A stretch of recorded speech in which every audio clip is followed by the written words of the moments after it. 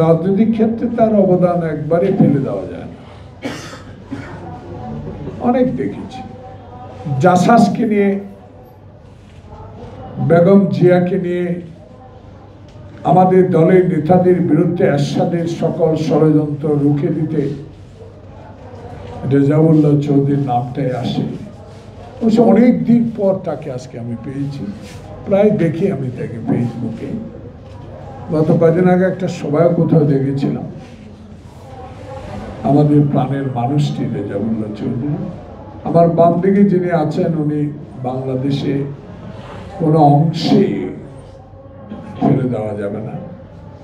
সাংস্কৃতিক জগতের মনিরের কণ্ঠ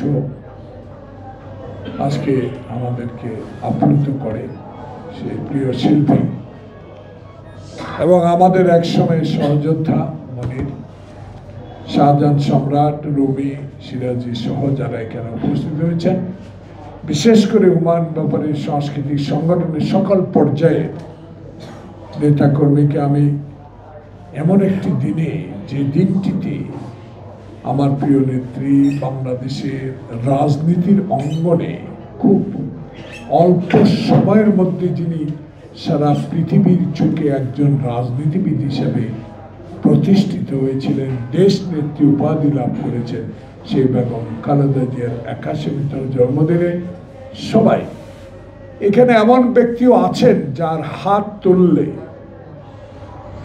আল্লাহর দরবারে, যদি পবিত্র থাকা অবস্থা আল্লাহর দরবারে হাত তোলেন, ইনশাআল্লাহ যে অসুস্থ উনি আছেন তার সুস্থতা আমাদের মস্তিষ্কেও যদি দোয়া কবুল করেন সুস্থ হয়ে যাবে।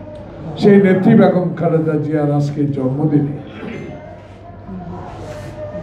আমি আল্লাহর কাছে দোয়া করি, আপনাদের পক্ষ থেকে, দেশের মানুষের পক্ষ থেকে, কার নিজের জন্য ব্যক্তিটি কিছুই করেন,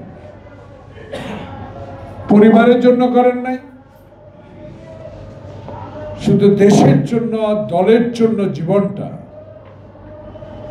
আন্দোলন সংগ্রামের মধ্যে দিয়ে অতিবাহিত করেছে। একজন গৃহবধূ হাসত এরশাদের দল, আমাদের দলের অনেক বড় বড় নেতা ওনাকে ছেড়ে চলে গেছে, ওর দেয়া কিছুই হবে না, কিন্তু অসীম সাহস নিয়ে যে ব্যক্তিগুলো তাকে ছেড়ে চলে গেলেন, তাকে ছাড়া আজকে যে খোকন, ছাত্রদল, রেজাউদ্দৌলা, মনির, আমাদের অনেক প্রিয় ভাজন নেতারা ওনাকে আঁকড়ে ধরে রেখে বাংলাদেশে গণতান্ত্রিক আন্দোলনে অভূতপূর্ব যে সাড়া পেয়েছিলেন সেই নেত্রী বেগম খালেদা জিয়া।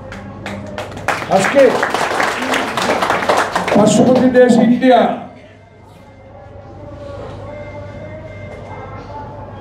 লজ্জা হয় না আপনাদের? এই নেত্রীকে 1991 সালে যখন রশি টানিয়ে শাহাবুদ্দিনের মতো একজন বিজ্ঞ লোক, সুপরিচিত ব্যক্তিত্ব, সততার উজ্জ্বলতা যার মধ্যে ছিল, সে শাহাবুদ্দিন সাহেব 1991 সালে এমন একটি নির্বাচন করে দিলেন, সেই নির্বাচনে বাংলাদেশের ইতিহাস প্রথম মহিলা প্রধানমন্ত্রী হলেন দেশ নেত্রী বেগম খালেদা। সে ইন্ডিয়া, ভারত,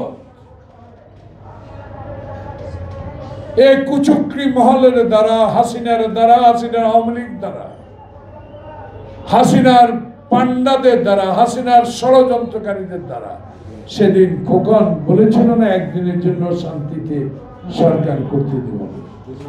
ঠিক, আল্লাহর কি রহমত, সাহস নিয়ে সেদিন সরকার পরিচালনা করলেন। কিন্তু চক্রান্ত দেশে শেষ হয়নি, প্রিয় ভাই, চক্রান্ত দেশে শেষ করে নাই, এখনো হচ্ছে। 1996 সালে ক্ষমতা হস্তান্তর পরে নির্বাচনের জন্য যখন গণতান্ত্রিক উপায়ে দেশ নেত্রী বেগম খালেদা জিয়া আপ্রাণ চেষ্টা করলেন, ক্ষমতা হস্তান্তর করতে চাইলেন জনপ্রতিনিধিদের হাতে, সেদিন এই আওয়ামী লীগ ইন্ডিয়ার ষড়যন্ত্রের সাথে এক হয়ে সেদিন 1996 সালে একটি নির্বাচনের মাধ্যমে হাসিনাকে ক্ষমতায় বসিয়ে দিল। সেই শেখ হাসিনা বাংলাদেশের বিএনপিকে ধ্বংস করে খালেদা জিয়াকে নিঃশেষ করে তার পরিবারকে এদেশের ইতিহাস থেকে নিঃশেষ করে দেওয়ার ষড়যন্ত্রে 5টি বছর আমাদের উপর স্টিম রোলার চালিয়েছে। গণতন্ত্রের নামে অগণতান্ত্রিক কাজ শুরু করেছে। এরশাদের চেয়েও বেশি স্বৈরাচারিণী হয়ে শেখ হাসিনা বাংলাদেশের বিএনপিকে ধ্বংস করার হীন চেষ্টা লিপ্ত ছিলেন। রাখে আল্লাহ মারাকে সেদিন আপনাদের মতো অকুতভয়, আপনাদের মতো সাহসী বিএনপির নেতা কর্মীরা বেগম খালেদা জিয়ার পাশে থেকে শক্ত হাতে সেদিন বিএনপিকে টিকিয়ে রেখেছেন।